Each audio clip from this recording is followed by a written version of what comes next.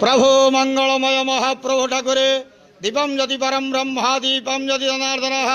दीप हरत मे पाप पूजा दीप नमस्तुते अहे धवलेश्वराय बालालिंग महाप्रभु संसार सुखी रखंतु आज मलमास ज्येष्ठ मासर शुभ मंगलवार